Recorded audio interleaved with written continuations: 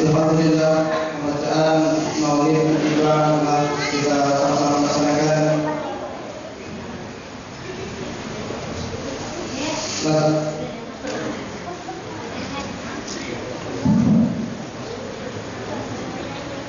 Hadirin hadirat rahimakumullah, mari kita dengarkan mau'izah hasanah yang akan disampaikan oleh guru kita Al-Habib Hisham Al-Habsyi alaihi falyatafaddal mashkur. Sallu ala Nabi Muhammad. Sallu ala Nabi Muhammad. Sallu ala Nabi Muhammad.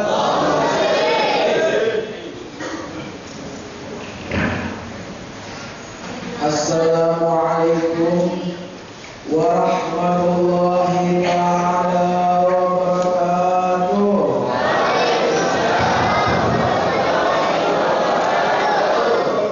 Bismillah walhamdulillah al-khairu wa syarru bi masyiatillah wassalatu wassalamu ala rasulillah sayyidina wa habibina wa syafi'ina wa qurrati a'yunina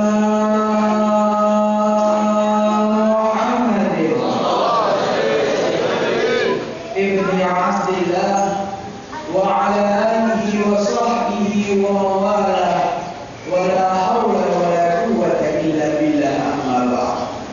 Yang kami hormati guru kita semua, Buya Yahya beserta istri dan keluarga beliau, dan juga akhirnya Al-Ustaz Syekh Abu Hanifah, kita doakan mata'anallah bi kulli hayatin. Semoga Allah memanjangkan umur beliau, memberikan kepada beliau rezeki yang halal, thayyiban, mubarakan fi ala kulli hal, dan semoga Allah Jalla Jalaluhu selalu menjadikan beliau-beliau perantara antara kita dengan baginda Nabi Muhammad sallallahu alaihi wasallam. Yang kami hormati para pendengar, para pemirsa dimanapun Anda berada, dan para hadirin hadirat rahimakumullah. Ketahuilah bahwasanya seorang anak adalah amanat dari Allah Subhanahu wa taala. Seorang anak adalah titipan Gusti Allah yang dititipkan kepada para orang tua untuk dididik dengan pendidikan baginda Nabi Muhammad SAW. Oleh karena itu, para hadirin hadirat, anak adalah amanat dan titipan Gusti Allah. Rasulullah SAW beliau pernah bersabda tentang pendidikan anak. Kata beliau, kullu maulud yulad 'ala al-fitrah. Kata baginda Nabi, kullu maulud, setiap bayi yang dilahirkan ke dunia ini itu yulad 'ala al-fitrah, dilahirkan dalam keadaan suci, bersih, putih. Fa innama, hanya saja kata baginda Nabi, abawah tergantung kedua orang tuanya, yuhawidanihi, yang menjadikan si anak beragama Yahudi, atau yunasirani, atau menjadikan si anak beragama Nasrani, atau yumajisanihi, atau menjadikan si anak beragama Nasrani Majusi. Tahu Bapak Ibu agama Majusi kayak apa?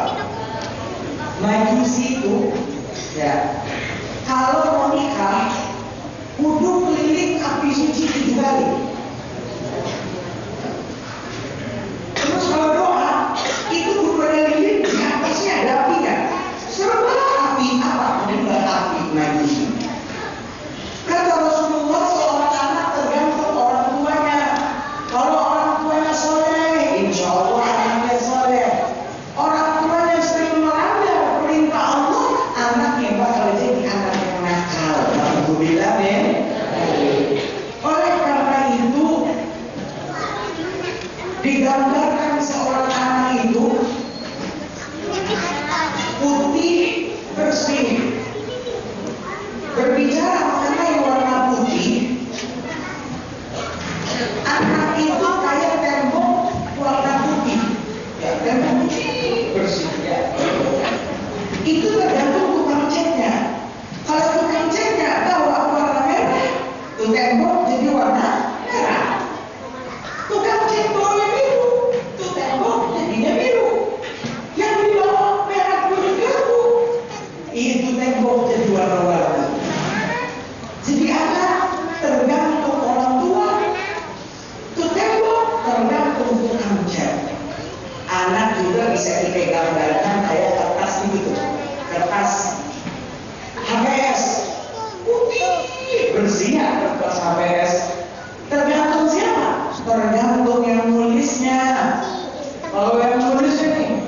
tulisannya bagus, ya, Indonesianya Indonesia Latin, ya, yang ditulis puisi. Terus apa? Ditempel, selesai nulis ditempel. Itu orang-orang pada melihat katanya, ya salam, Ajib, ini tulisannya siapa? Ya, luar biasa enak dibacanya. Ya, melihatnya itu adem. Ini anaknya siapa? Soleh, berakhlak, yang terkenal siapa? Ayah ibunya yang terkenal. Anaknya siapa sih? Kan gitu. Tapi kebalikannya, kalau yang nulis di atas kertas HVS, tulisannya dikit-dikit salah, ya, dikit-dikit dihapus, dikit-dikit ditipen, tulisannya udah kayak amburadul, udah jelas ya, udah kayak benanggur. Itu yang melihat langsung puyeng. Nah, tapi sehat langsung puyeng. Kenapa? Ruwet tulisannya. Kalau anak kita nakal, yang ribet siapa? Yang susah siapa? Gurunya di sekolah. Orang ini bapaknya siapa? Ini dia. Ibu ayahnya siapa? Yang terkenal akhirnya jeleknya anak, yang terkenal adalah kedua orang tuanya. Maka sadarilah wahai para orang tua, bahwasanya anak-anak itu tergantung kalian, tergantung para orang tua. Karena hadirin hadirat rahimahullah, di Indonesia ini ada satu momen yang sangat luar biasa yang terjadi jika Lebaran menjelang. Kira-kira fenomena apa ini? Ada yang tahu tidak? Itu orang pada sibuk ya, yang desa pindah desa, ya, dari kota pulang ke desa. Apa yang namanya? Mudik Lebaran. Itu Bapak Ibu, tiket kereta habis, ya, tiket pesawat habis, bis habis, ya, sampai PT KAI itu nambah gerbong kereta. Kenapa? Umatnya banyak yang mau pulang pergi, yang mau mudik banyak. Udah kalau mau mudik, kenapa mudik Lebaran? Yang sibuk siapa kalau Lebaran? Yang sibuk ibu-ibunya. Sibuk ngapain? Minta fulus, ya. Ayah, ada apa bunda? Ini ayah, ya. Bukan Lebaran ini, bukan lagi ya. Mana ini? Fulusnya mana? Buat apa, Pak? Ini buat beli kue kering, ya. Beli ketupat, buat opor ayam. Beli apa lagi? Baju baru buat anak. Ya, beli baju. Dapat uang ke mall, nanti baju baru. Ibu-ibunya juga lain ngumpul di situ ya. Mana baju baru? Nah, ingat pesannya baginda Nabi. Kalau mau beli baju baru, kata baginda Nabi, beliau bersabda, ilbasul bayad, pakailah pakaian warna putih. Mau beli baju lebaran anak yang baru, belinya yang warna putih. Anak tuh dibiasakan, kata baginda Nabi, pakai kaos dalamnya putih, pakai takwa-takwanya putih, pakai pecinya putih, ya, putih semua. Jadi anak tuh biasa bersih. Oh, ada ibu demo Pak Ustaz, ya, Pak Ustaz Habib diskondit, Pak Ustaz Habib. Ada apa Bu? Ini Pak Ustaz. Kalau Lebaran belinya warna putih itu, nantinya cepat kotor. Ya, jadi jangan putih lah Pak Ustaz. Gimana? Ya sudah, kasih keringanan, dikasih diskon apa? Tidak harus putih. Boleh ada warna-warni, ya, warna kuning, tapi kuningnya kuning polos. Ya, beli warna biru, birunya biru polos. Ya, merahnya merah polos. Si ibu demo lagi, Pak Ustaz, ini anak kitanya tuh senang itu tuh yang buat-buat dari rambutnya, ya, senang demen sama itu budak-budak. Jadi kalau beli baju harus ada tuh gambar kartun budak-budak, ya. Kalau tas sekolah ada gambar tuh budak-budak, ya, yang dari luar negeri Malaysia sana. Beli ini pengen itu. Jadi gimana? Kalau kayak gitu nggak usah. Depannya aja yang warna kuning apa namanya? Ya warna itulah ada. Iya, pengen ada gambar itu harus gimana? Kalau nggak dibeliin nangis nantinya. Ya sudah masih tidak apa-apa. Tapi jangan sampai sampai anak kita dari kecil dibiasakan udah pakai kaos warna hitam, terus di tengahnya ada gambar anak buahnya iblis. Apa? Gambar orang. Ya, backgroundnya apa? Backgroundnya gambar neraka jahanam, ada api-apinya. Ya kan? Atau gambar apa? Sudah kayak foto narapidana ya, yang di penjara. Itu narapidana kalau difoto, itu fotonya dari samping Bapak Ibu. Rambutnya ke atas. Ya. Rambutnya ke atas. Ada gambar itunya. Ya Allah, lebaran ada gambar tengkorak, boleh ada gambar apa itu jelas. Apa? Jangan sampai takutnya anak kita gede itu menjadi nakal dan kurang ajar karena kita tidak menjalankan salah satu daripada pendidikan ala baginda Nabi, yaitu dibiasakan memakai pakaian warna putih. Kenapa sih harus warna putih? Iya, kata Rasulullah melanjutkan sabdanya, ilbasul bayan, pakailah pakaian putih, fa innaha kufina fiha mautakum. Karena pakaian putih adalah pakaian yang biasa dipakai oleh jenazah kalian. Saya mau tanya, itu kalau jenazah mau dikubur pakai kain apa tuh namanya? Kain kapan? Saya tanya, kain kapan warnanya apa?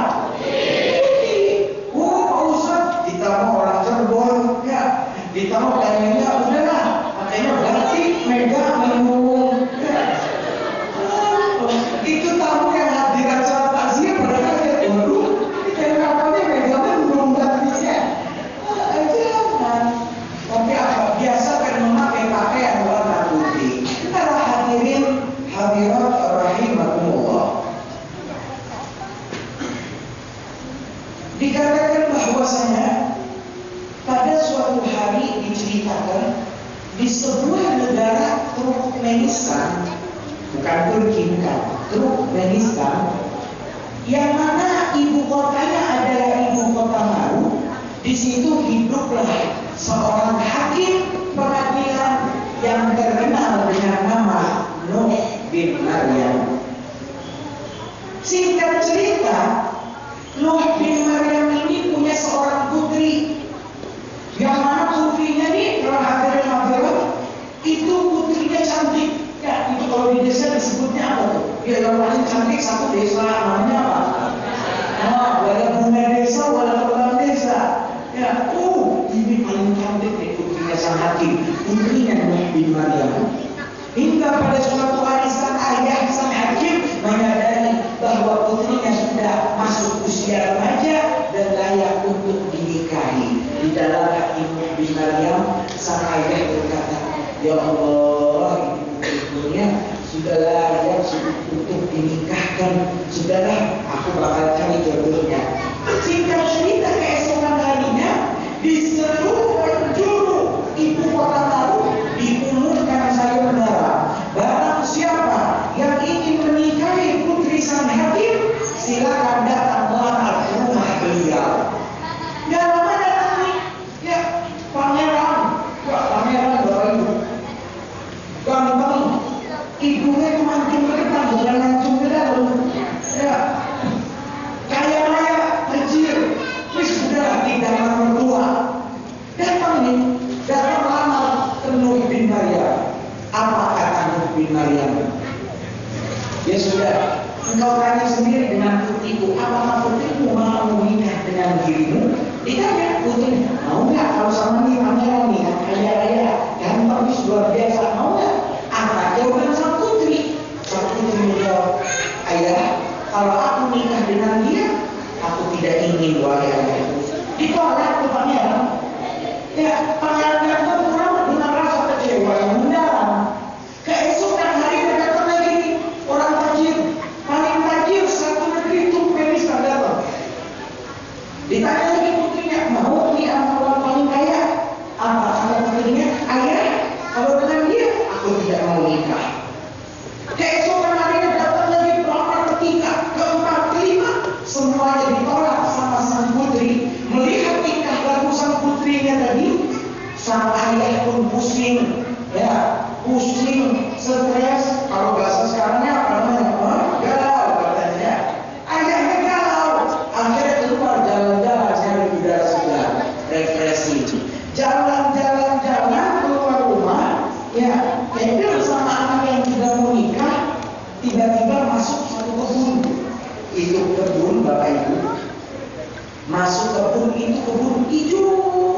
lembutnya ya, dibelah oleh sungai, aliran sungai yang kecil yang ada bunyi suara gemericik, suara air, ya ada burung-burung berterbangan, aduh suasananya. Apa itu?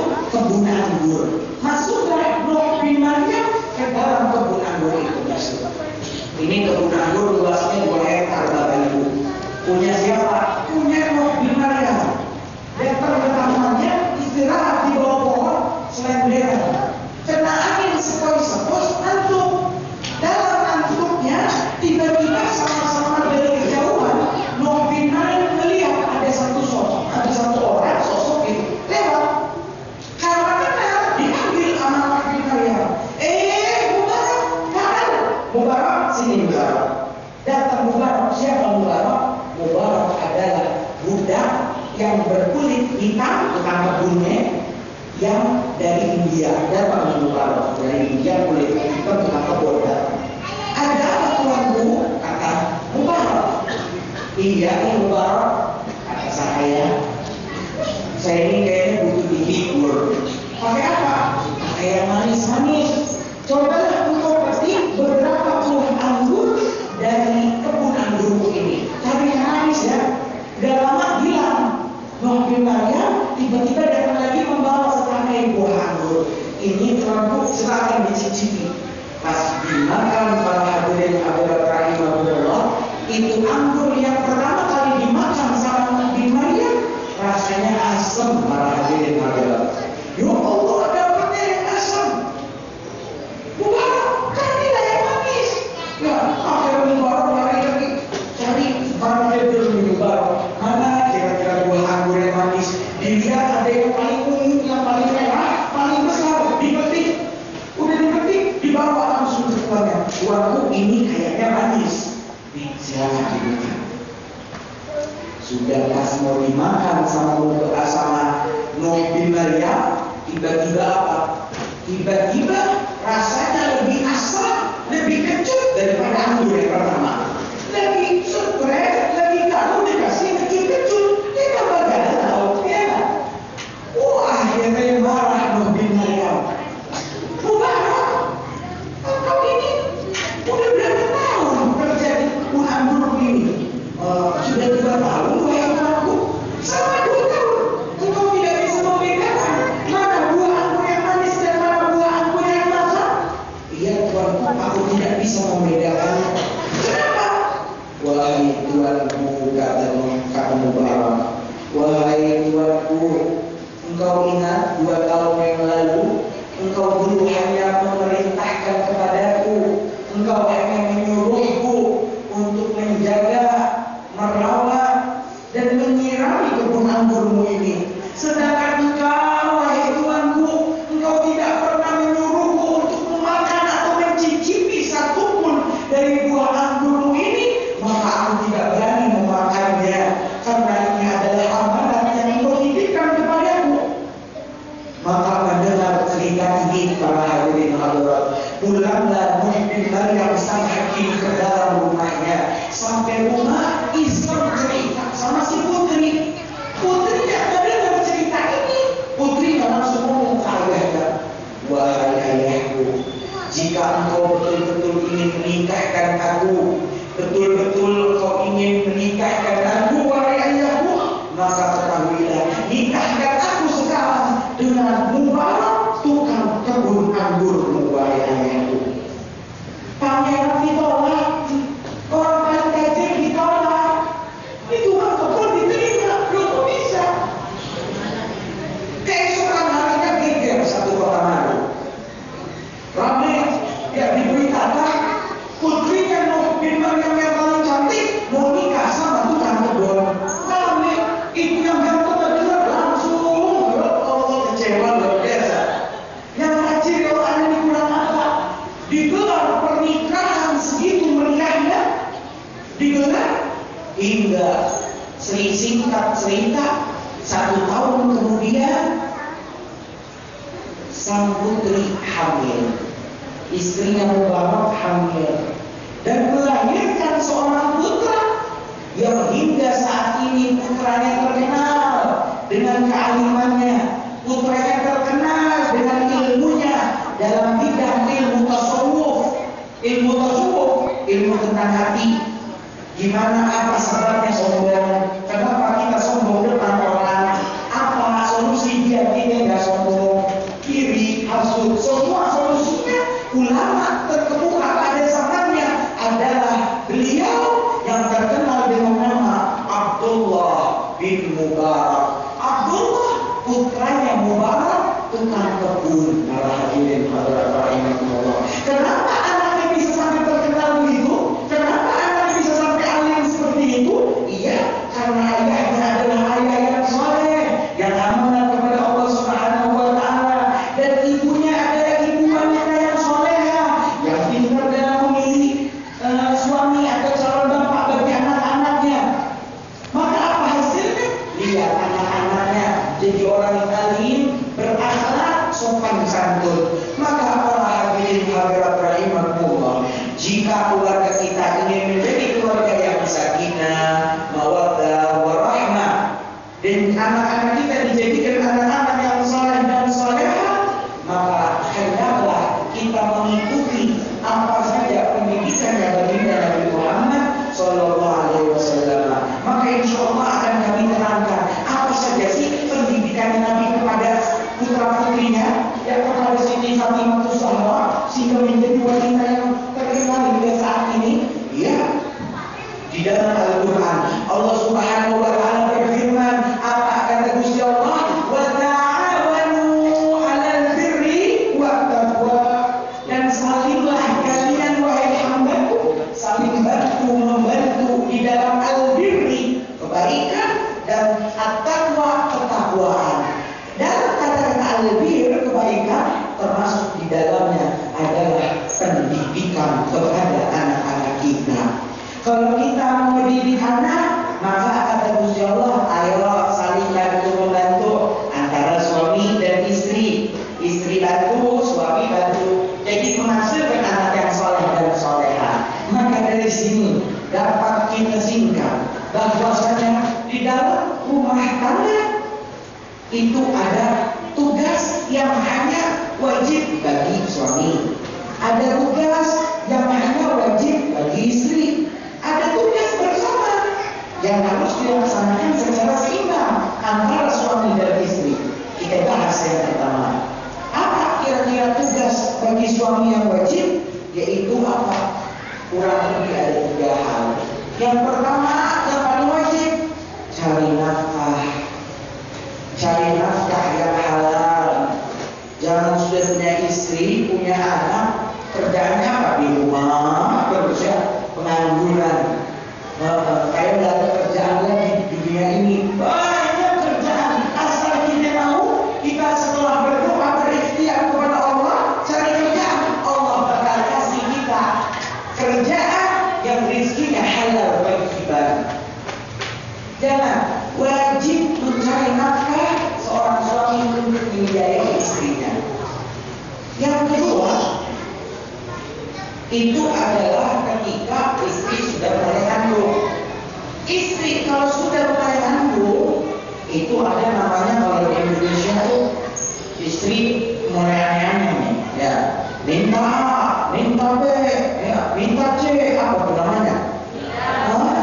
Iya, ngidamnya. Itu Allah tuh ngidam belum ketemu hadisnya. Ya. Apa katanya?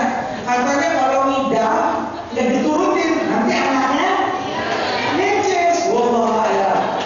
Itu belum ketemu ayat Qur'annya, sama hadisnya belum ketemu. Maka para hadirin hadirat rahimahullah, di istri aneh. Ayah, cari dong buah mangga. Oh, buah mangga siapa ya di pasar. Tapi ada yang dari bawah, dari tengah ke bawah warnanya orange, dari tengah ke atas masih hijau. Ya, kan susah ya. Kalau panas sekalian matang, yang rendah sekalian mentah bekerja. Ini setengah-setengah aneh-aneh. Itu hadisnya belum ketemu.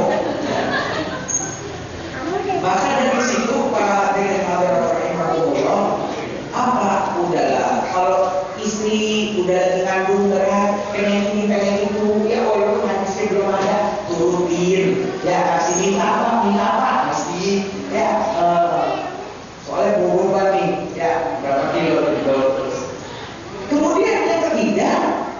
itu istri ya kalau lagi hamil itu lebih sensitif. Kenapa istri kalau lagi hamil sensitif? Ya ada masalah dikit gede-gedein. Ya masalah gede tambah gede kan gitu. Kenapa sensitif? Kok bisa sensitif? Iya karena ketika hamil hormon dalam tubuh seorang ibu itu tidak stabil. Hormonnya naik turun, naik turun. Jadi gampang marah. Ya buktinya apa? Lihat tuh tanda hormonnya lagi kacau, mukanya mulai penuh dengan jerawat. Ya ketika itu mulai bau, ya udah mulai gak terawat kalau lagi hamil. Kenapa? Iya hormonnya lagi tidak stabil. Maka suami sebagai suami yang baik harus memaklumi kalau istrinya lagi hamil hormonnya naik turun. Kalau istrinya marah-marah maklum. Kenapa? Lagi hamil kan gitu. Ini adalah kerjasama tugas bagi seorang suami. Selanjutnya para hadirin hadirat rahimakumullah, ada tugas yang khusus bagi siapa? Bagi istri. Apa tugas khusus bagi istri? Satu, apa itu? Melayani suami di atas ranjang. Kayak lain, ya. Tugasnya istri ngapain? Dandan terus ya. Dandannya di mana? Di rumah. Jangan berbalik. Ya, suami pulang capek-capek kerja, nyampe rumah lihat istri, aduh, ya udah pakai daster bolong-bolong. Ya, karena habis dari dapur baru bawang. Ya, jangan nggak dandan. Kembali apa? Kalau mana istrimu? Pakai lipstick, pakai bedak, mau kondangan. Oh, udah kalau kondangan emas tapi dipakai dari rambut di kaki. Jangan dibalik. Emas itu dipakai buat di depan suami. Ya, di luar malah dianjurkan untuk tidak dandan. Ini kan kebalik jadinya. Kemudian para hadirin hadirat rahimahullah, tugasnya satu, yaitu apa? Melayani suami di atas ranjang. Jadi haram hukumnya jika suami mengajak istrinya nolak. Dikatakan setiap detik setelah penolakan itu adalah laknat ribuan malaikat turun kepada sang istri. Laknatullah alaihi didoakan sama-sama sama ribuan malaikat. Kenapa? Nolak ajakan suami. Ya. Tapi kalau nolaknya syariat legina, maka boleh, bahkan wajib dikatakan. Selanjutnya para hadirin hadirat, jadi suami istri itu wajibnya satu. Tadi yang saya sebutkan, bikin kopi tidak wajib, nyapu rumah tidak wajib, nyuci piring di dapur tidak wajib, belanja ke pasar tidak wajib, ya nyuci baju suami tidak wajib. Makanya enaknya wajibnya satu, ya. Apalagi suami minta pijit, dia pijitin tidak dosa. Maka apa? Wajibnya cuma satu, yang kalau ditolak dosa itu satu. Yang lain tidak wajib. Yang lain ini tugasnya siapa? Tugasnya suami. Suami belanja ke pasar suami, ngepel suami, nyapu suami, nyuci piring suami. Kenapa? Ini di atau Putiaman sana itu yang pasar suami. Suami kerja itu yang tukang pasar. Suami kerja. Jadi istri tugasnya apa? Dandan. Tugasnya satu, dandan. Kemudian apa? Tapi ini dengarkan lagi nih. Istri kalau sakit, maka suami tidak wajib membiayai obatnya. Tidak wajib dibawa ke rumah sakit. Ya batuk-batuk nih, biarin aja batuk ya. Kenapa? Order deal lagi rusak ya. Maka apa? Pulangin ke rumah orang tuanya. Ya, nanti kalau udah beres, udah bener lagi, baru pulang ke rumah. Itu dalam Islam diajar demikian. Dan suami kalau punya anak nih, lahiran istri tidak wajib nyusuin anaknya. Tidak wajib. Siapa yang nyusuin? Suami suruh nyari sendiri. Ya. Jadi kalau istri yang pintar ngomong, yang ngerti syariat Islam dia ngomong, suamiku ini memasuki bulan pertama daripada pemberian nasi kepada anakmu. Maka mulai bulan ini, ya, nasinya dari saya, 1 kilo. Mau bayar berapa per bulan nih? Saya nyusuin tiap hari, siang malam, pagi sore. Ayo, mau bayar berapa? Ini anak kamu, kan gitu. Itu tidak wajib nyusuin. Dan istri juga jangan minta uang apa?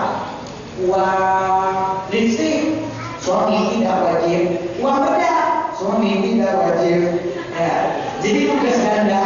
Kalau istri dandan beli sendiri itu pahalanya gede luar biasa. Suami wajib apa? Kasih ke istri, ngasih makan tiap hari setara dengan apa yang biasa dimakan istri di rumahnya.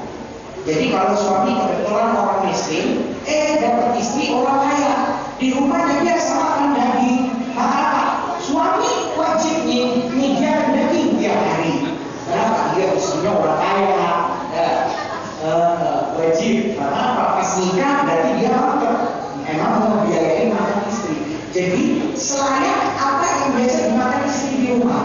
Kalau baliknya Ustaz, suaminya kaya, istrinya miskin, apa? Suaminya biasa makan daging, istrinya tetap makan daging. Derajat minimalnya istri adalah paling ini setara dengan minimalnya setara dengan apa yang biasa dimakan suami. Suami makan tempe, istri makan tempe. Suami makan kepala gentong, kayak kalau di Cirebon, suami istri juga kepala gentong. Ini jangan sampai apa? Waduh, istri biarlah masak di rumah, masak sayur nanti ngeracik sendiri. Saya makannya di mana? Di luar, ya. Jadi pulang sudah kenyang. Oh, itu beres kayak gini ya. Jadi begitu para hadirin hadirat rahimahullah. Tetapi masya Allahnya apa? Masya Allahnya di Indonesia ini benar-benar menjalankan firman Allah, yaitu wa ta'awanu, salimlah kalian tolong menolong dalam mendidik anak, mengurus rumah tangga. Suami pulang, istri sudah siap dengan RS-nya, ya, dengan minuman dinginnya. Ya, terus apa? Udahlah suami udah capek cari nafkah, istri ngepel, dapat pahala. Ya, nyuci piring, dapat pahala. Terus suaminya masya Allah bukan ke istri sakit, udahlah yang dapetin saya. Ya, istri butuh lipstik, udahlah saya yang beliin. Jadi apa? Enak, saling tolong menolong dalam membentuk rumah tangga yang sakinah, mawaddah, warahmah. Para hadirin hadirat rahimahullah. Tetapi ada tugas yang wajib dilakukan secara bersamaan dalam mendidik anak-anak. Apa itu tugasnya? Yang pertama adalah ketika istri udah mulai mengandung anaknya, ya masih janin. Itu apa yang pertama tugasnya? Udah dimulai mendidik anak, yaitu biasakan memperdengarkan bacaan Al-Quran. Ini harus kerjasama. Istriku, iya papa, iya gimana nanti? Nanti mama habis sholat maghrib, nanti jangan kabur dulu. Kita baca ayat Al-Quran dulu. Ya, kata Habib Syekh Al-Habsyi, ya apa? Anaknya harus dibacain Al-Quran minimal pada maghrib sehari sekali. Jadi enak, ada suasana rumah ya. Sholat jamaah bareng, ya habis sholat ayo Al-Quran. Nah nanti papa baca satu ayat, mama nerusin satu ayat, nanti papa satu ayat lagi. Mulai Bismillahirrahmanirrahim, Alif Lam Mim. Ayo mah terusin. Dzalikal kitabul la raiba fihi hudal lil muttaqin. Sambil si ayahnya megang perutnya istrinya gitu. Ngaji terus. Ngaji Bismillahirrahmanirrahim. Aduh, suasana maghrib tenang tuh, suasana rumah. Ini harus ada kerjasama. Jangan sampai hari pertama ngaji bareng, hari kedua si semangat, hari ketiga ya suaminya hilang.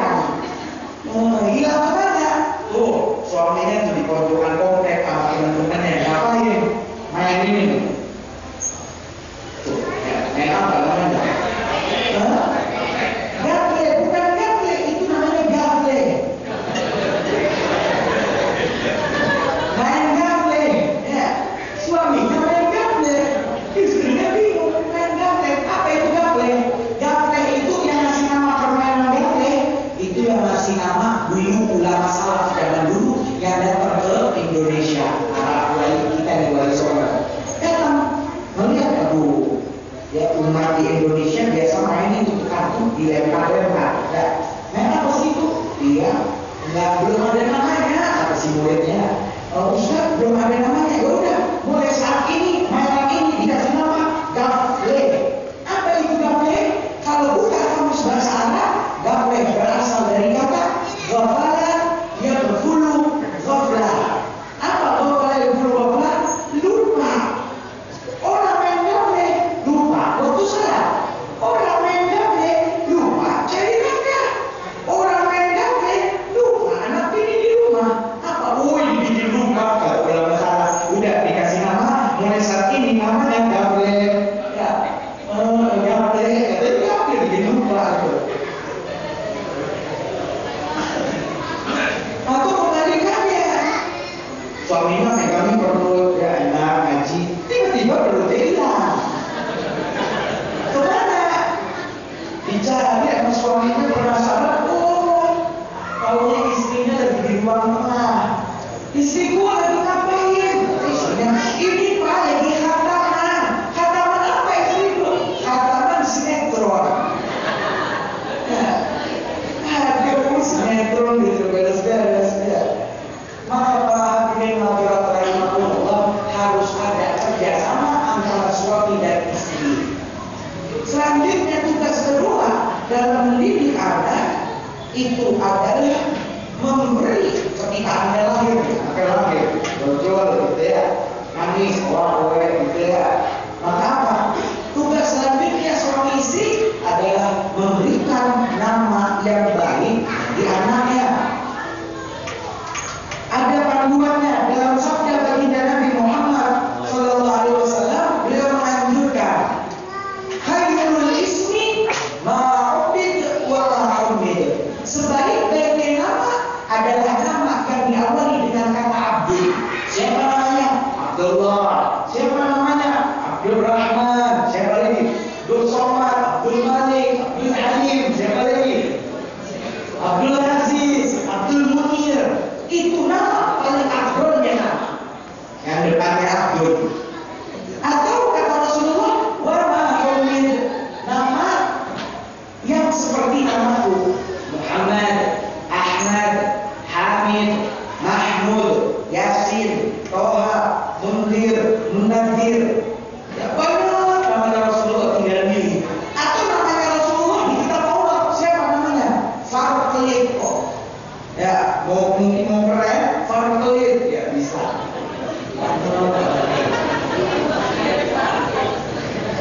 Farqlid. Atau siapa? Oh, nama para sahabatnya Nabi, Utsman, Ali, Umar. Silakan dipilih. Abu Bakar. Ya, mau yang mana? Fadl, Hamdallah. Aku nama Nabi yang pernah diutus oleh Allah. Yusuf, Yakub. Ya, siapa lagi? Musa, Ishak. Abdul pilih. Banyak nama.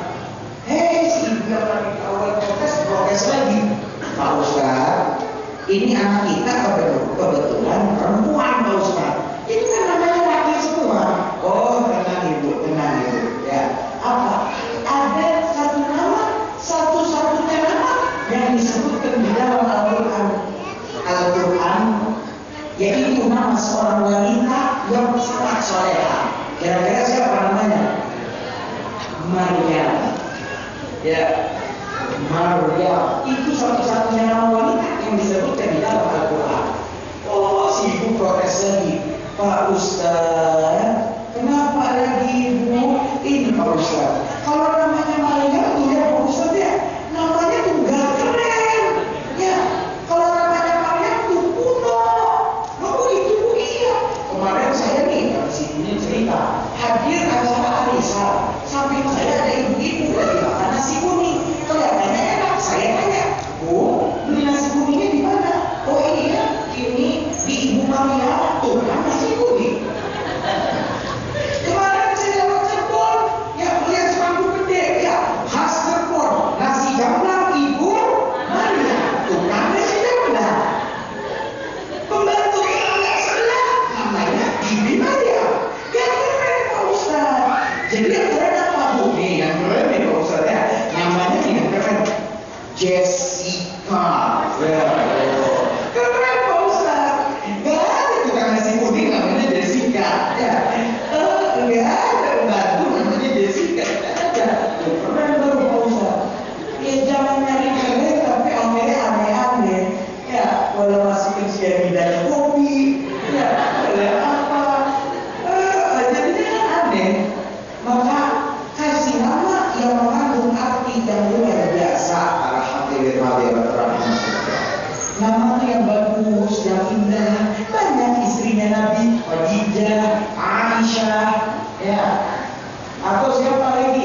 Nama putrinya Nabi Fatimah, Zainab, Ruqayyah, tinggal pilih mau yang mana.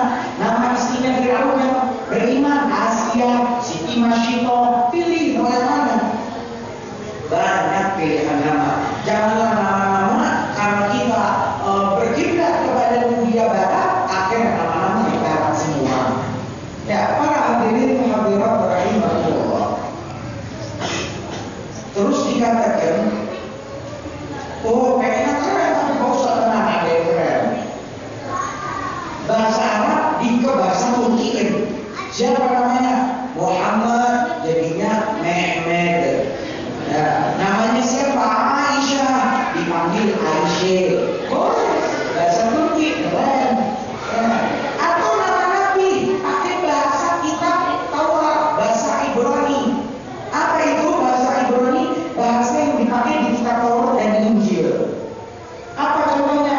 Mereka mengakui, orang Yahudi dan Nasrani mengakui nabi-nabi umat Islam selain Nabi Muhammad. Siapa namanya? Nabi Daud, jadinya David. Nabi Nuh, jadinya Noah.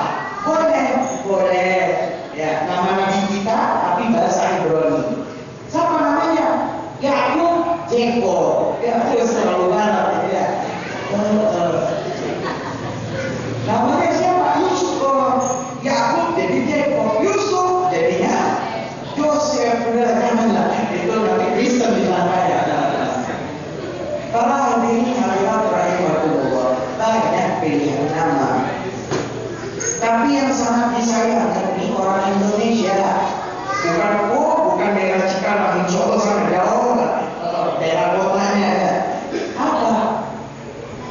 Nama bagus-bagus, dipanggilnya disingkat-singkat. Namanya siapa? Muhammad, dipanggilnya Mama. Ya, Mama tidak ada artinya Mama. Ya. Namanya siapa? Abdullah, dipanggilnya namanya siapa? Namanya Aisyah, dipanggil Caca. Namanya Aida, istrinya Nabi Umayyah, dipanggil Caca. Ada raja putri orang Betawi, ya. Saya tanya, namanya siapa? Ini Pak Ustaz Habib Bismillah. Ustaz Habib kata dia. Nama saya Pak Ustaz, namanya Eha. Eha siapa dia?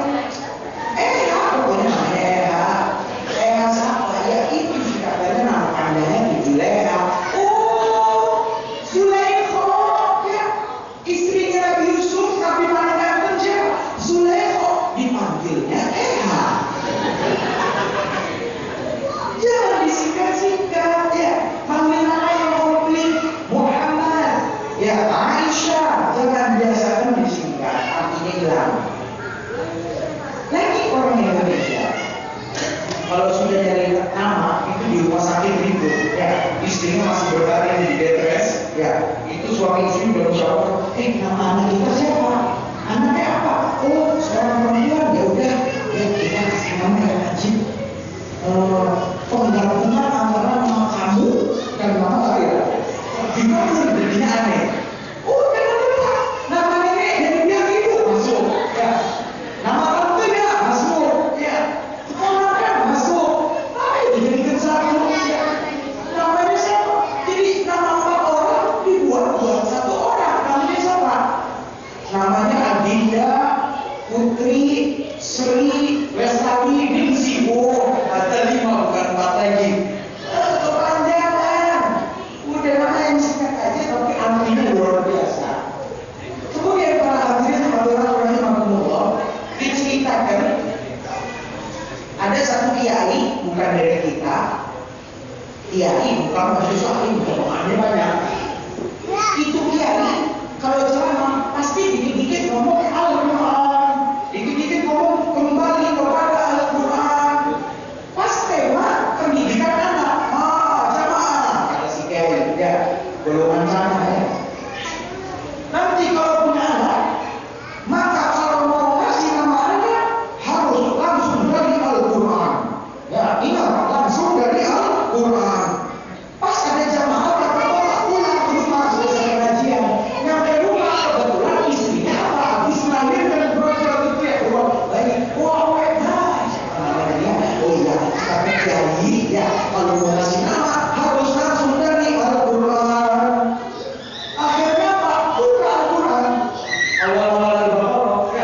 dibaca pakai Bismillahirrahmanirrahim. Alif lam mim dzalikal kitabu.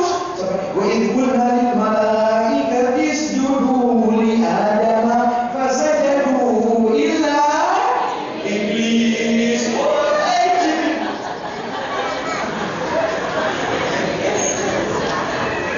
Akhirnya si bapak mana ini ajib. Namanya siapa? Iblis. Anak kita pertama namanya Iblis. Akhirnya anak pertama namanya Iblis. Dapat 1 tahun.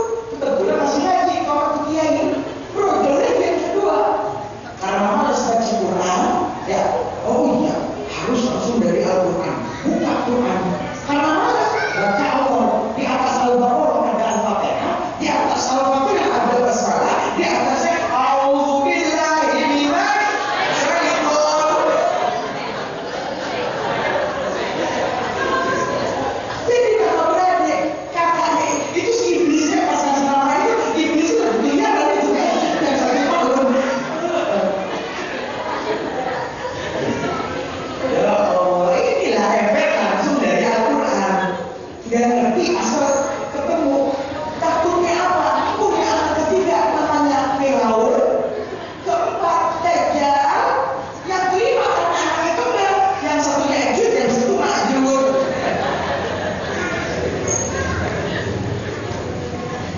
Iya Pak, rahimahullah. Ngasih nama yang baik. Ya, jangan asal-asalan langsung nyomot dari Al-Quran. Kata Gusti Allah apa? Fas'alu ahla dzikri in kuntum la ta'lamun. Maka tanyalah sama orang yang ngerti kalau kalian tidak ngerti. Jangan seperti tanya sama Pak Ustaz, tanya sama Pak Kiai yang lulus yang benar. Ya, ini nama bagusnya apa? Dikasih pilihan, artinya luar biasa. Efek luar biasa dalam kehidupan ke depan anak-anak kita. Para hadirin hadirat rahimahumullah. Selanjutnya tugas ketiga untuk mendapatkan anak-anak yang soleh dan soleha itu adalah tugas paling penting. Anak sudah masuk usia 6 tahun. Disekolahkan anak itu di sekolah pendidikan syariat Islam. Ya, pilih sekolah yang agamanya banyak. Jangan padu masuk anak tuh ya. Kenapa? Oh iya Pak Ustaz, sekolah sini sekolah modern. Ya, dilihat di SD. Kemarin saya masuk SD. Masuk, ternyata saya masuk kantor, lihat jadwal pelajaran di SD, sekolah dasar. Saya lihat ternyata saya terkejut. Ternyata dalam 1 minggu anak kita yang di sekolah di SD hanya dikasih 1 jam saja pelajaran agama. 1 jam itu juga nama judulnya apa? IPS matematik agama. Kalau udah agama, belajar apa? Agama itu campur agama macam-macam masuk. Ya. Oh, wala anak kita dibelajarkan Dewa Wisnu, ya. Wala ada Yesus di dalam. Anak kita nggak bisa wudhu, nggak bisa apa? Kenapa? Itu dia kurang pelajaran agama. Minimal apa? Masukkan anak ke MI, madrasah tidak. Iya, kurang lebih sehari itu ada 1 pelajaran agamanya. Oh, hari ini pelajarannya apa? Fikih. Besoknya SHI, sejarah budaya Islam. Besoknya Quran hadis. Besoknya tidak akhlak enak. Minimal ada 1 di MI. Tapi kalau mau lagi, ya pagi siang sore malam agama semua. Maka gampang. Pondok pesantren banyak dan pondok kita ada aja dibuka selebar-selebarnya. Tinggal pilih anaknya mau jadi apa? Al-Quran masuk tahfidz. Mau jadi dokter, pintar imami sholat, ya bisa masuk ke SD atau SMP ibunya. Atau mau apa? Ada SMA ibu juga. Mau anaknya jadi alim ulama, ada kelas tafakur. Tinggal pilih mau masuk yang mana. Yang gratis ada, yang bayar ada. Tinggal pilih. Para hadirin hadirat rahimahumullah. Masukkan anak-anak kita ke sekolah-sekolah yang agamanya kuat. Kenapa? Riskan zaman sekarang. Anak kita dititipkan di sekolah biar pinter, ya biar bodohnya hilang. Taunya anak-anak kita apa? Menjadi korban fenomena luar biasa, yaitu korban daripada korban apa namanya? Dicacat itu apa namanya?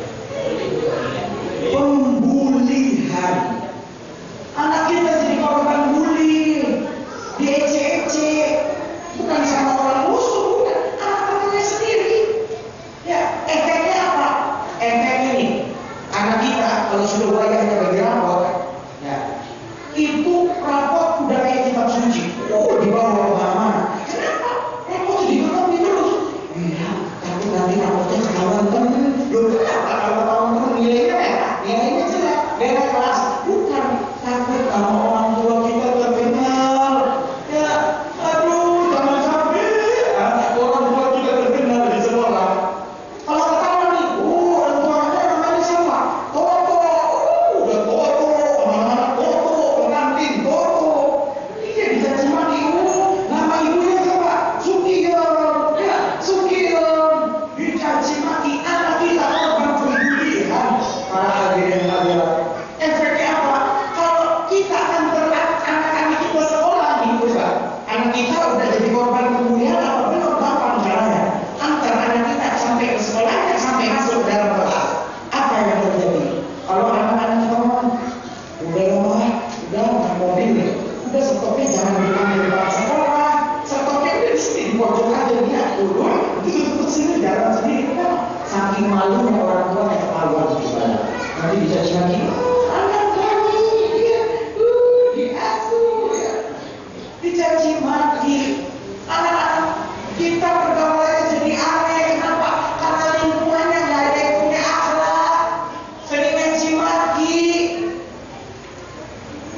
Coba lihat anak kita. Kenapa sekarang ada sebagian anak-anak SD, ya SMP, bahkan SD, apa udah bisa merokok? Kok bisa? Ini efek pergaulan sama teman-temannya. Temennya pada merokok, dia diam aja nggak merokok, apa dicaci maki, nggak merokok ya, bukan lagi, ya, keren merokok keren, nggak merokok, bukan lagi, ya, dicaci maki apa?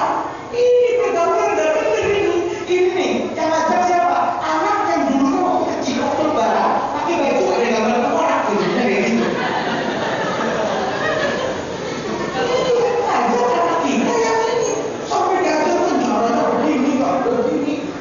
Jangan aneh-aneh, itu baru rokok, belum yang lainnya, Pak. Itu dinazir. Mau anak-anaknya aman, masukkan ke dalam pondok. Insya Allah di pondok nggak ada yang nyanyi maki, nggak ada yang berani ngece-ngece, nggak ada. Apa? Mereka udah pada ngerti kalau ngece kurang kerjaan, ya ngejauh teman. Tapi kalau di sekolah umum, tambah pinter ngece, tambah makin keren. Dijadikan pemahatin gitu yang kita ngece. Ya, jangan rahimahullah. Masa depannya diragukan, kurang cerah kalau begitu. Ini dibuktikan dengan suatu profesor. Zaman profesor ini dulunya orang kafir, dia penasaran melihat pendidikan Rasulullah itu, penasaran kayak apa, akhirnya diteliti sama dia. Hadisnya, ayat Qurannya diteliti, dan dia menemukan luar biasanya efek daripada pendidikan yang diajarkan bagi Nabi.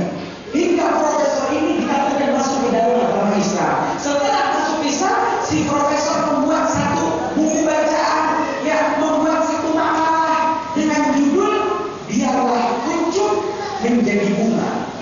Para hadirin tahu kalau menang bunga melati ini pasti kuncup. Saya tanya, wangi apa enggak? Bunga mawar pasti kuncup, wangi apa tidak? Belum wangi. Tapi kalau bunganya udah mekar, melatinya udah mekar, itu baunya kena angin semerbak kemana-mana. Kenapa? Udah mekar. Dia bikin judul apa? Biarlah kuncup menjadi bunga. Biarlah anak-anakku berkembang menjadi anak-anak yang luar biasa akhlaknya. Di salah satu lembarnya, si profesor yang akhirnya masuk Islam ini, dia mengatakan bahwasanya jika seorang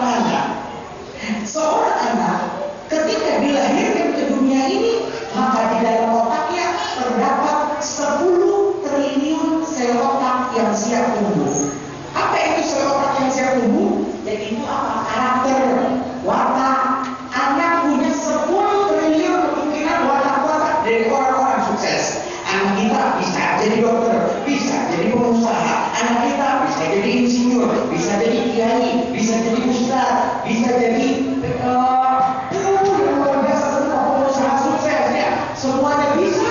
Itu ada berapa kemungkinan? 10 triliun sel otak yang siap tumbuh. Tetapi kata si profesor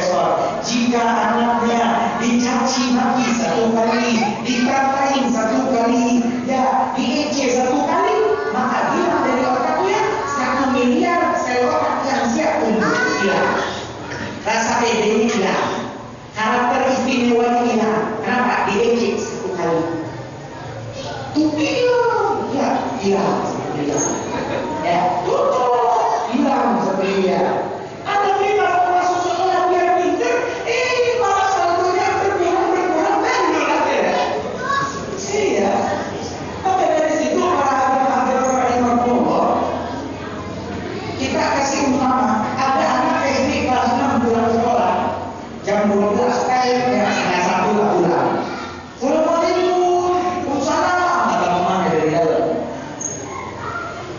Mamanya nanya, nah sudah makan belum? Nah ini salah. Yang ditanya apa? Nah sudah makan belum? Harusnya ditanya apa? Nah sudah sholat belum? Kenapa? Ya orang tua masih memikirkan makanan listriknya daripada makan di bawah anginnya. Ya, yang penting anaknya itu walaupun jiwanya kurus-kurus. Ya, terus apa?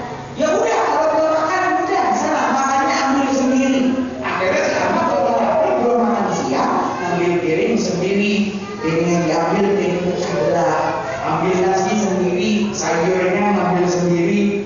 Udah duduk di ruang tengah makan. Lagi enak-enak makan, ibunya yang lagi di dapur, mamanya tadi ngomong, nah nanti kalau selesai makan, piringnya taruh di mana Bu? Taruh di dapur. Iya mah. Udah. Mamanya lagi sibuk di kamar, anaknya jalan bawa piring menuju ke dapur. Di antara ruang tengah dan dapur, wah ada apa? Tiba-tiba anaknya jatuh. Ya tidak, walaupun saya kena habis di pel, ada pisang kulit pisang di situ. Jatuh, pecah. Ya, ibu langsung keluar dari mana? Dasar, yul. Tahu kan yul Bapak Ibu? Dasar idiot. Ya, kalau kata orang Jawa, goblok. Ya, gitu ya. Dikatain tuh anaknya. Maka apa? Yang rugi apa? Yang rugi orang tua. Kalau orang tua ngomong, apalagi ibu yang ngomong, goblok. Itu yang rugi dua. Satu, doa ibu bakal mustajab. Artinya ditakutkan, dikhawatirkan anaknya ketika udah gede jadi orang idiot, bandul, plus dungu. Mau tuh punya anak itu pelanggar, loh, jelas. Gak mau, repot lagi kita. Kita punya anak biar gede nanti ngurusi kita kalau udah tua. Ini malah kita terus ngurusi. Kedua apa? Itu saldonya berkurang. Katanya bodoh, hilang 1 M. Di sekolah dikatain bodoh, hilang 1 M. Dapat ke sekolah telat, bodoh, hilang lagi. Akhirnya udah kayak saldo di banknya diambil ibu, kalau 1 juta diambil 100.000, 10 kali saldonya apa? 0. Ya, saldonya 0 tiba-tiba mati. Apa? Full saja 0. Ya, zaman sekarang apa? Kuota. Ya, kuotanya habis 0. Ya, banyak loh, tidak jelas. Kenapa? Ini dijajah lagi. Karena ibunya dulu sayang sama orang anaknya. Anaknya di sekolah umum yang nggak ada background daripada akhlak dan adab. Terus kata sang profesor, tapi jika seorang anak dilakukan tindakan fisik 1 kali, ditampar 1 kali, dijewer 1 kali, dipecut 1 kali, maka yang hilang bukan 1 miliar lagi, tetapi 10 miliar sel otak yang siap tumbuh hilang. 10 M hilang, buktinya kayak apa? Anak yang Allah masih lucu kelas 2 SD, datang ke sekolah, anak banyak yang kotor datang ke sekolah, telat 5 menit, jam 7 lebih 5 menit, ditanya sama ibu guru matematiknya, ayo, kenapa telat 5 menit? Iya bu guru, tapi bahan motornya tugas, bener-bener tugas, tugas, ya sudah lah. Ya udah mana sekarang kayak matematik yang kemarin? Ini kan bu guru lupa,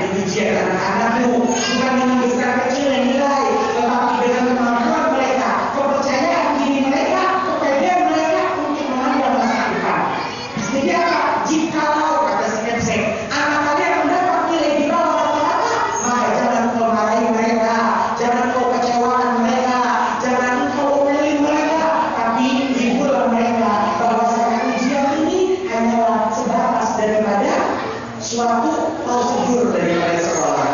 Diademin, anakku dipeluk, ya, diademin.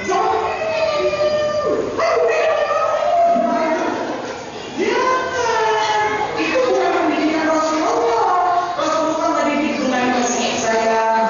Bagaimana lihat Rasulullah? Walaupun semua putranya semua berbakat, tapi Rasulullah mengasuh Sayyidina Zaid. Beliau seperti anak sendiri. Diasuh enak. Gak pernah Rasulullah ngomong ke Sayyidina Zaid, ambil itu, tolong ini, gak pernah. Tolong ambil itu terus mau apa? Dimarahin? Gak pernah Rasulullah.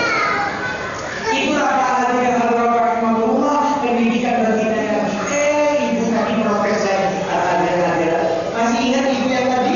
Ibu tadi ngomong, Pak Ustaz, Pak Ustaz kita tobat, Pak Ustaz ya, udah nama Jessica, ya, anak gaji tengkorak, ya, ngomong lagi Pak Ustaz kita tobat, anak kita besar di nakal ini luar biasa. Berarti itu gara-gara anak kita di kelapa kenapa? Itu gara-gara itu. Saya ngamalin tiap hari, saya mau tiap hari, udah Pak Ustaz kita mau tobat. Gimana Pak Ustaz caranya? Tenang, Profesor melanjutkan lagi daripada penelitiannya. Apa kata si profesor? Jika seorang anak dipuji satu kali, dielus kepalanya satu kali, dipeluk satu kali, dicium keningnya satu kali, maka langsung timbul di dalam otaknya 10 triliun sel otak yang siap tumbuh melipat 2 kali. Salahnya berapa? Anak dipeluk, itu anak bisa dipeluk langsung ada, pinternya langsung luar biasa. Walaupun tidak di sekolah umum.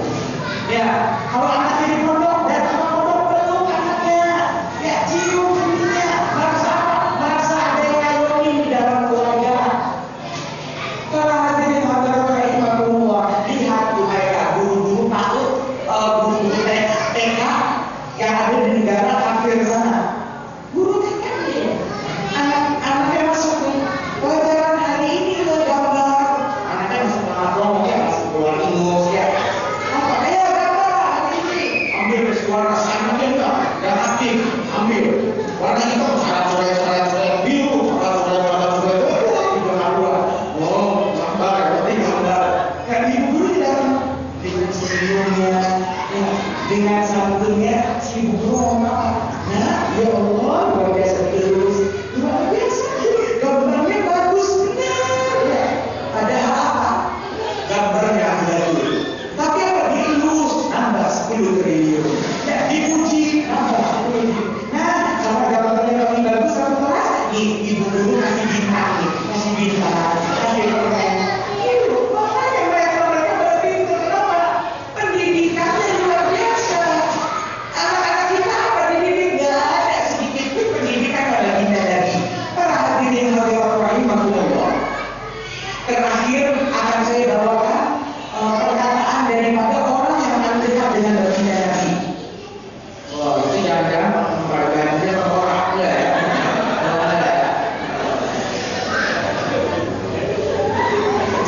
Selanjutnya para hadirin hadirat rahimahumullah, apa? Di dalam syair yang biasa kita dengar kalau pimpinan ini akhirnya munculnya mati di lagu ini. Dikatakan apa? Ana madinatul ilm wa aliyu babuha. Ini sabdanya Rasulullah. Apa kata Rasulullah?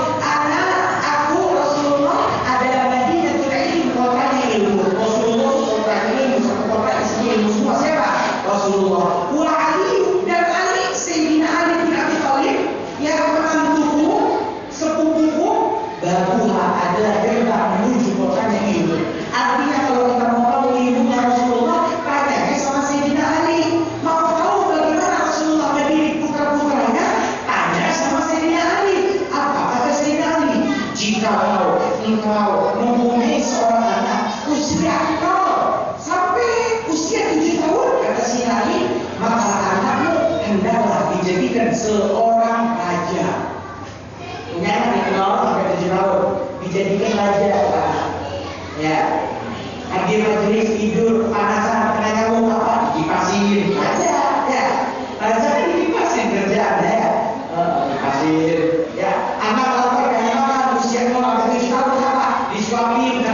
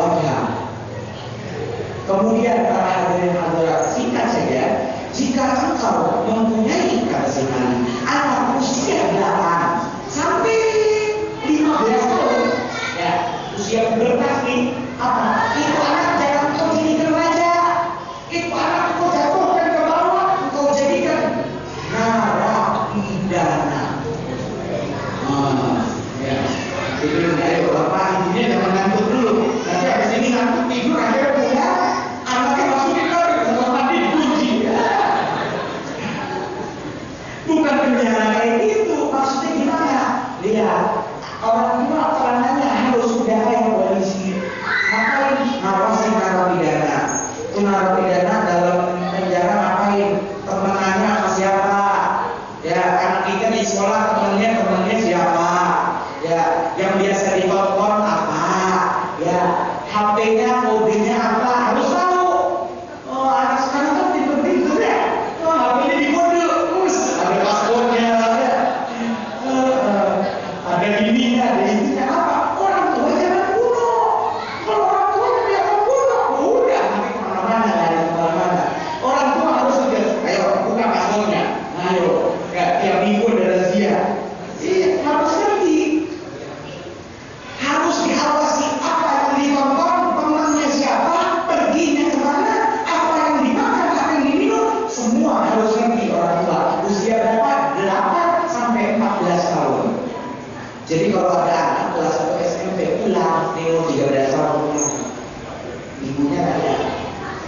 Nah, tadi pagi dikasih uang jajan sama ayah 5.000 dibeliin apa? Oh iya mah, tadi pagi ya.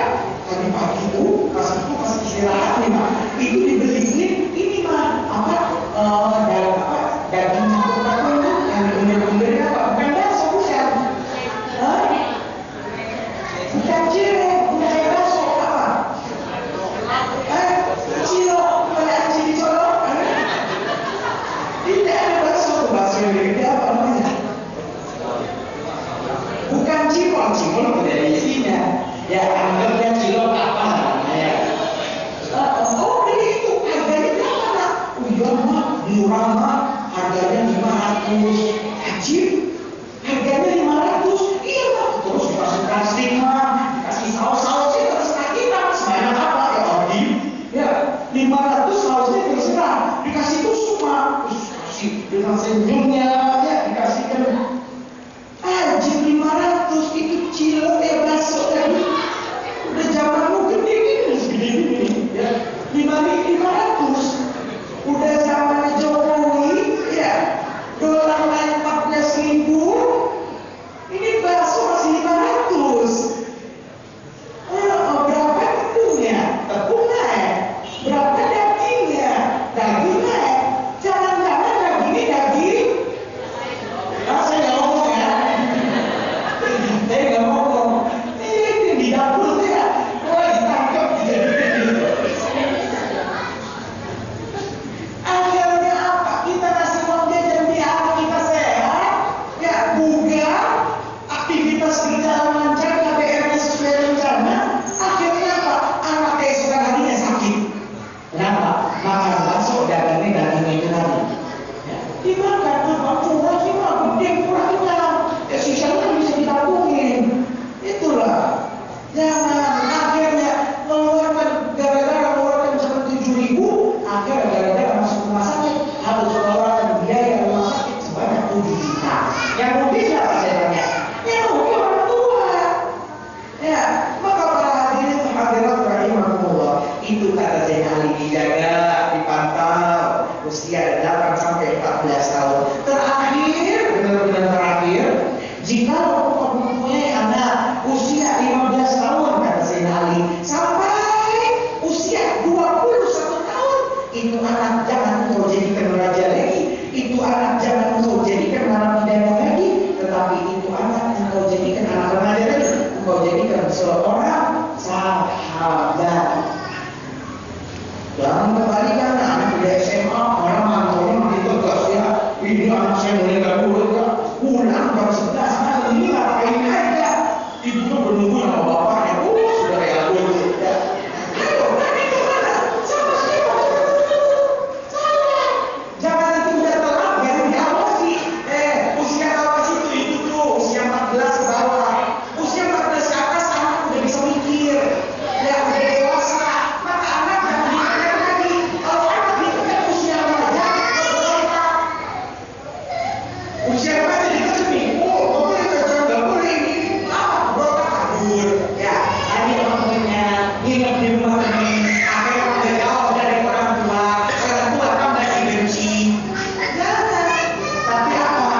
Anak itu dijadikan seorang sahabat. Gimana sih kalau sama sahabat? Ingat dulu waktu kita SMP Kalau anak sahabat ngapain?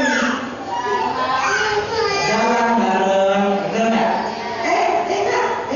Dia sebenarnya kita jalan-jalan itu karena ada air terjun di pojok sana ya. Kita jalan-jalan, jangan bela apa pendekatan kepada anak-anak kita. Atau kalau masyarakat apa yang traktir, ya jangan apa rumah, apa kerja, kalau orang kantor traktir, sama anak bawa rumah ditraktir.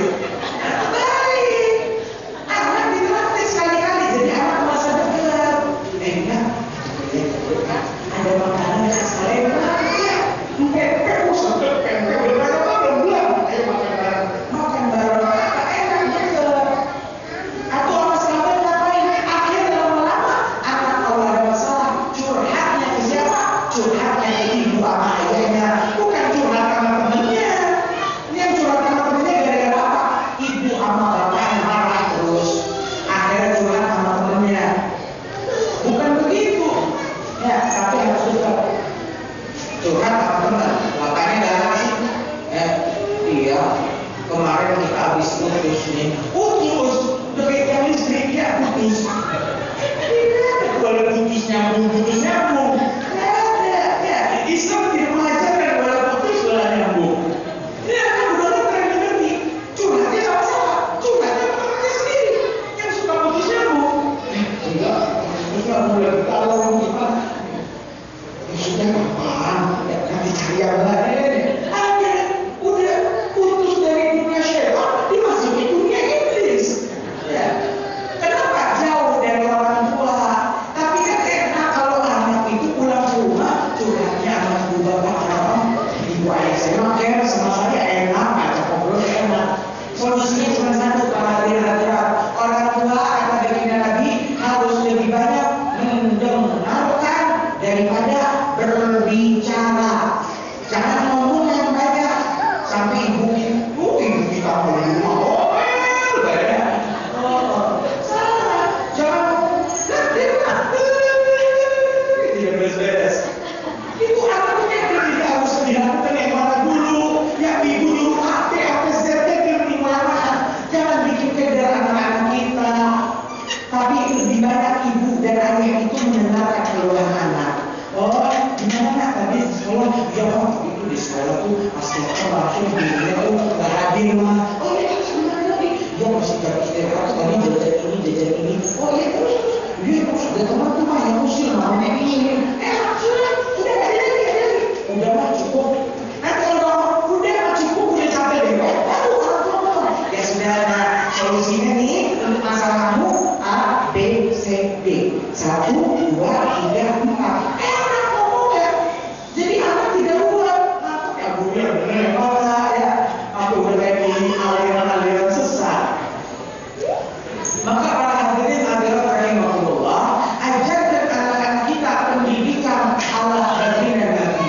Orang tua lebih banyak mendengarkan daripada berbicara. Itu adalah salah satu metode pengajaran baginda Nabi kepada anak-anaknya. Maka dari situ para hadirin hadirat rahimahullah, semoga anak-anak kita dijadikan anak-anak yang soleh dan solehah. Keluarga kita dijadikan keluarga yang sakinah, mawaddah, warahmah, dan dijadikan semua ini adalah ahli surga Allah Subhanahu wa taala.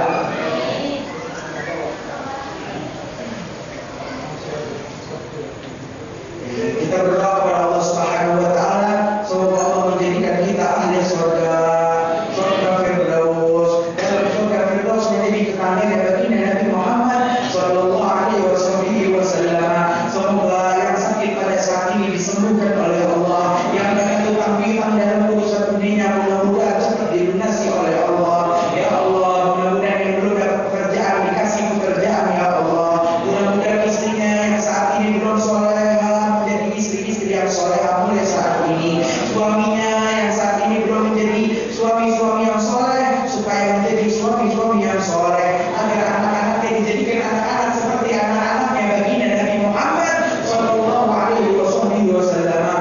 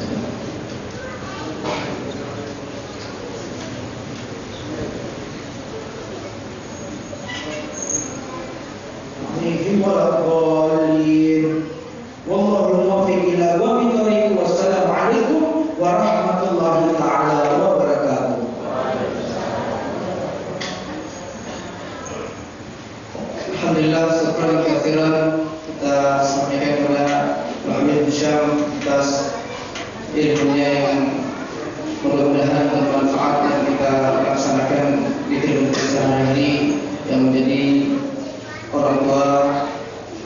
Mudah-mudahan kita bisa menuntun anak-anak kita menjadi anak yang soleh dan soleh. Amin.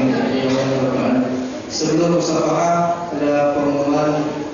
Hadirin dan syiarkanlah majlis taklim dan maulid keliling dari masjid ke masjid di setiap minggu pertama di malam Ahad bersama tim pengembangan dakwah Al-Bahjah Bekasi yang pada bulan Oktober tanggal jatuhnya tanggal 8 Oktober atau tanggal 7 Muharram 1438 Hijriah bersama guru kita Ustaz Syekh Abu Hanifah yang bertempat di Masjid Al-Ikhlas